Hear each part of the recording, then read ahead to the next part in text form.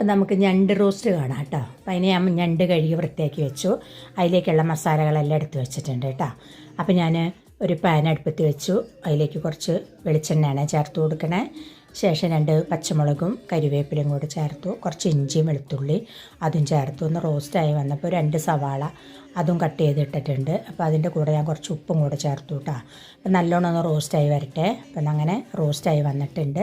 അപ്പം അതിലേക്ക് ഞാൻ ആവശ്യത്തിന് മുളക് പൊടി, മല്ലിപ്പൊടി, ആവശ്യത്തിന് മഞ്ഞൾപ്പൊടിയും അതും കൂടെ ചേർത്ത് ഒന്ന് റോസ്റ്റായി വന്നതിന് ശേഷം അതിലേക്ക് ഞാൻ കുറച്ച് കുരുമുളക് പൊടി, കുറച്ച് ഗരം മസാലയും അതും കൂടെ ഒന്ന് വഴന്ന് വന്നപ്പോൾ ഞാൻ അതിലേക്ക് തക്കാളി ചേർത്തു കേട്ടോ. 2 തക്കാളി അതൊന്ന് വഴന്ന് വന്നപ്പോൾ ഞാൻ കുറച്ച് ചൂടുവെള്ളം ഒഴിച്ചു. ഒന്ന് ഇതായപ്പോൾ അതിലേക്ക് നമ്മുടെ ഞണ്ട് ചേർത്തു കേട്ടോ. ഞണ്ട് ചേർത്ത് ഒന്ന് ഇളക്കി നല്ലോണം ഒന്നൊരു മൂടി വെച്ച് ഒരു 10 മിനിറ്റ് റോസ്റ്റ് ചെയ്തെടുത്തിട്ടുണ്ട് കേട്ടോ. അപ്പോൾ നമ്മുടെ ഞണ്ട് നല്ലോണം കുറുകി നല്ല ഇതായി വന്നിട്ടുണ്ട്. കുറച്ച് മല്ലിയിലയും കൂടെ ചേർത്ത് കൊടുത്തു കേട്ടോ.